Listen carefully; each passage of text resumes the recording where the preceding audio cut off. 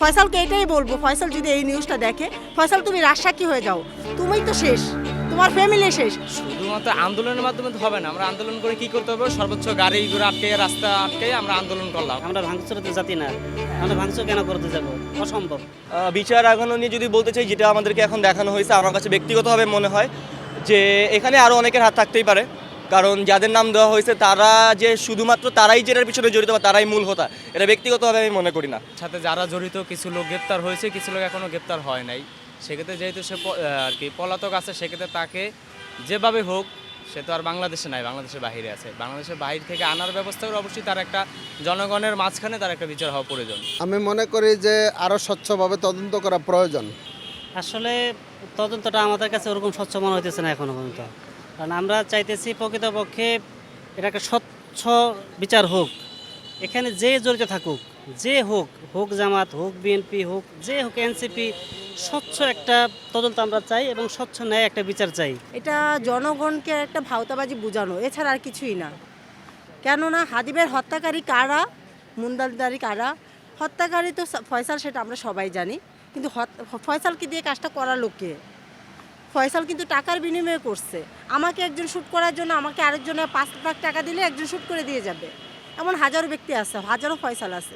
কিন্তু ফয়সালের পিছনে কারা ছিল, কারা আছে, ডক্টর ইউনূস সাহেবকে বলবো এটাই, যে পিছনে কারা আছে তাদেরকে বের করেন। এই 17 জনকে, 15 জনকে, ওদেরকে আমরা দেখতে চাচ্ছি না। এটা তো মানে যে যে এই হত্যাকাণ্ডটা ঘটাইছে, সে এই পর্যন্ত 3-4টা লাইভ অলরেডি করে ফেলাইছে। তো উনি কোথায় আছে? এটা কি সরকার ভাই করতে পারতেছে না? আমাদের মানে তদন্ত কমিটি কি এতই দুর্বল? এটা আমরা মনে করতেছি না, অবশ্যই না। এখন বিচার হবে কিনা জানি না ভাই, বাংলাদেশে তেমন কখনো বিচার আমরা দেখি নাই। ছোটোবেলা থেকে বড় হইতে হইতে আমি দেখি না অ্যাটলিস্ট যে কোনো ক্রাইম করে কেউ অ্যাটলিস্ট বিচার হয়েছে কোনো বড় কারণ। ছোটোদেরই বিচার হয় এখন, যেটা হইতেছে আর কি, যে ছোটো কেউ ধরা পড়ছে, কাউকে ফাঁসাই দিয়ে বা কিছু একটা করে, হয়তো তার ইনভলভমেন্ট আছে, যাকে ধরা হয়েছে, যে 17 জনকে ধরা হয়েছে, বাট তাদেরকে কে এখন হচ্ছে অর্ডারটা দিছে?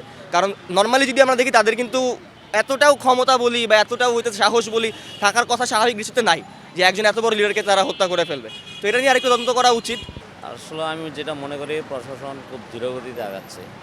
কারণ যেটা আমাদের চোখের সামনে বা অন্যান্য রিপোর্ট খুব দ্রুত হয়ে যায়। এখানে যেহেতু আপনার সিসি ক্যামেরাতে প্রাথমিক সব কিছু ধরতে পারছে, দেখতে পারছে, তাহলে সেক্ষেত্রে এত দেরি হওয়ার কথা না। একজন দেশপ্রেমিক হিসাবে আমরা চাই দ্রুত বিচার হোক। ফয়সালকে রাজসাক্ষী তো বানাও। ফয়সাল যদি রাজসাক্ষী হয়ে যায়, পিছনে কে কে আছে সব বের হয়ে যাবে। এমনিতেই পিছনে কে কে আছে, রাঘব বোয়ালদের চেহারা সামনে চলে আসবে। ফয়সালকে এটাই বলবো, ফয়সাল যদি এই নিউজটা দেখে, ফয়সাল তুমি রাজসাক্ষী হয়ে যাও, তুমিই তো শেষ, তোমার ফ্যামিলি শেষ। তোমার মা তোমাকে জন্ম দিয়ে, তোমার বাবা মা তোমাকে জন্ম দিয়ে, তারা এখন নিষ্কৃষ্ট বাবা মা হয়ে আসছে এখন দুনিয়াতে, তাদের মৃত্যু হওয়া অনেক ভালো। শুধুমাত্র আন্দোলনের মাধ্যমে তো হবে না। আমরা আন্দোলন করে কি করতে হবে? সর্বোচ্চ গাড়িগুলো আটকে, রাস্তা আটকে আমরা আন্দোলন করলাম, আমরা অনেক কিছুই করলাম।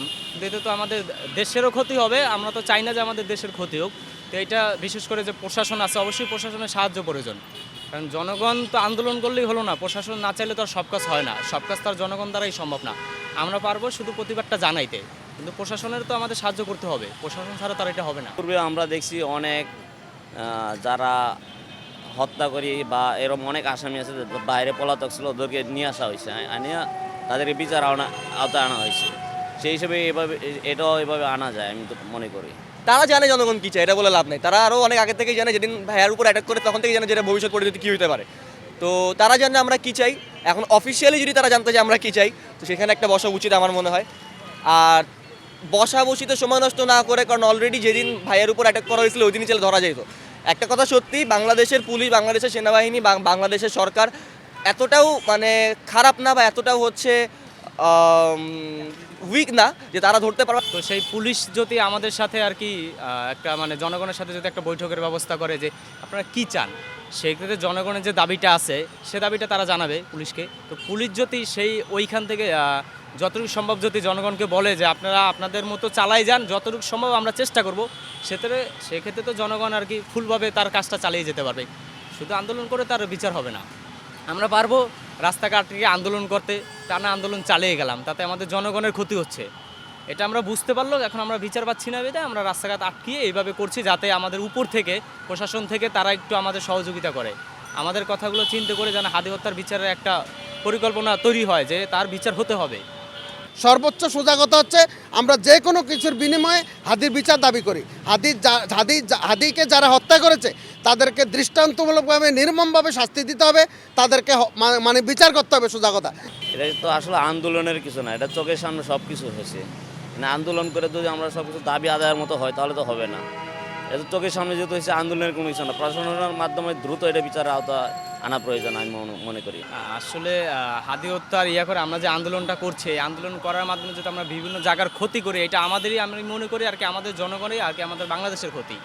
যেহেতু আমরা আন্দোলন করে একটা জায়গার ক্ষতি করলাম, ওই জায়গাটা আবার পূরণ করতে হলে আমাদের যে মানে বাংলাদেশের টাকা দ্বারাই পূরণ করতে হচ্ছে, তো আমাদের দেশের টাকাই তো অপচয় হচ্ছে।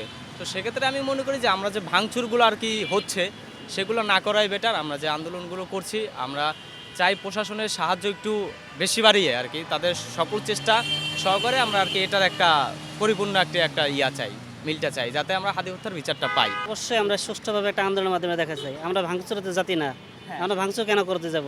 অসম্ভব। এই ভাঙচুর করে তারাই, যারা দেখা যায় যে ওদের ওখান থেকে চালবাজিতে চলতেছে, তারাই এটা ছড়াই আমাদের এখানে একটা সমস্যা, মানে যেন এই বিচারটা না হয় সেই সৃষ্টি করতেছে আর কি। কোনোভাবে আমরা উগ্রবাদীকে সমর্থন করি না। আমরা সোজা কথা হচ্ছে আমরা আমাদের দেশ এবং দেশের স্বার্থে, আমাদের দেশের স্বাধীনতা, সার্বভৌমত্ব, গণতন্ত্রের স্বার্থে আমরা সবসময় ঐক্যবদ্ধ থাকব এবং আমরা আইনের প্রতি শ্রদ্ধাশীল থাকব। আমরা আইনের মাধ্যমে বিচার চাবো, প্রয়োজনে আমরা আমাদের দেশের মাধ্যমে আমরা প্রয়োজনে আন্তর্জাতিক আদালতে যাব। যদি ভারত এটার সাথে কোনোভাবে সম্পৃক্ত থাকে, প্রয়োজনে আমরা দেশের সবাই ঐক্যবদ্ধ হয়ে আমাদের দেশের গঠনতন্ত্র অনুযায়ী প্রয়োজনে আমরা আন্তর্জাতিক আদালতে যাব। কিন্তু তবু আমরা কোনো সময় আইনকে আমরা আমাদের হাতে তুলে নিব না। আমরা আগ্রাসনকে আমরা সমর্থন করি না, ভারতীয় উগ্রবাদকে আমরা কখনো সমর্থন করি না। আমরা বাংলাদেশের গণতন্ত্রের স্বাধীনতায় বিশ্বাসী। আমরা গণতান্ত্রিকভাবে এই বিচার সুষ্ঠুভাবে তদন্তের মাধ্যমে এই বিচার হোক এবং দৃষ্টান্তমূলক বিচার হোক, যাতে ভবিষ্যতে এই ধরনের কোনো হত্যাকাণ্ড এদেশে না ঘটে, সেটাই আমরা চাই।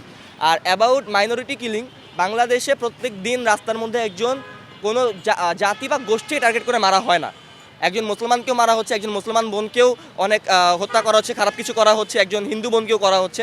আমি রিসেন্টলি আমি 4 দিন আগে পাহাড়ি অঞ্চল থেকে ঘুরে আসলাম, উত্তরবঙ্গ ঘুরে আসলাম, ওইখানেও আমি দেখতেছি যে এরকম বিষয় হচ্ছে। এখন প্রত্যেক জায়গাতে ভালো আছে, খারাপ আছে ভাই। এখন ইন্ডিয়ারা যদি টার্গেট করে এখানে, তারা টার্গেট করেই করতেছে অবভিয়াসলি। তো সেই ক্ষেত্রে আমাদেরকে দেখাইতে হবে যে না, আমরা এটা আসলে হচ্ছে না। এখন আমাদের সরকার থেকে হয়তো চেষ্টা করা হচ্ছে অনেক তাদের বেস দিয়ে, যাতে না এটাকে প্রেজেন্ট করা সত্যিটা, কিন্তু হয়তো সার্থক হচ্ছে না বহির্বিশ্বের কাছে। তো সেই ক্ষেত্রে জনগণদেরই আগে আসতে হবে আফটার অল। সে আমাদের একজন খেলোয়াড়কে ওদের দেশ থেকে করে দিছে, পাঠাই দেওয়া হয়েছে, দেখছেন আপনারা সবাই, আমরা জানি। কিন্তু আমরা চাই ভারতের সাথে যেটা আমাদের এতটাই খারাপ যে আমরা একবারে খারাপ, ভারতের কোনো পণ্য আমাদের দেশে চলবে না, ভারতের কোনো টিভি চ্যানেল আমাদের দেশে চলবে না, ভারতের কোনো কিছু আমাদের দেশে চলবে না। আমরা ভারতকে বয়কট করে চলবো সবাই। আমি নিজে এমন অনেক কিছুতে কথা বলে আসছি যারা আর কি বলতেছে যে আমরা হিন্দু কিন্তু আমরা মুসলিমদের কাছে সেফ। আমার বাড়ি ঘরে যদি একটা চাঁদাবাজ আছে, যারা বলতেছে মুসলমানরা আমাদের রক্ষা করে, এরকম অনেকে আছে। তারা মুখ খুলতেছে, বাট ওই মুখের শব্দগুলা পৌঁছাচ্ছে না। কারণ গ্রামের মানুষজন বলি বা পাহাড়ি অঞ্চলের যারা জাতিগোষ্ঠী আছে, তাদের কাছে কিন্তু এত এক্সেস নেই আমাদের মতো। তো এখন আমাদের যারা সাংবাদিক বলি, বা এখন মোবাইল সাংবাদিকও আছে, অনেক ফেসবুক সাংবাদিক, জার্নালিস্ট আছে, ইন্ডিভিজুয়াল যারা আছে, তাদেরও আগে আসা উচিত যে সত্যিগুলো আর কি প্রেজেন্ট করা।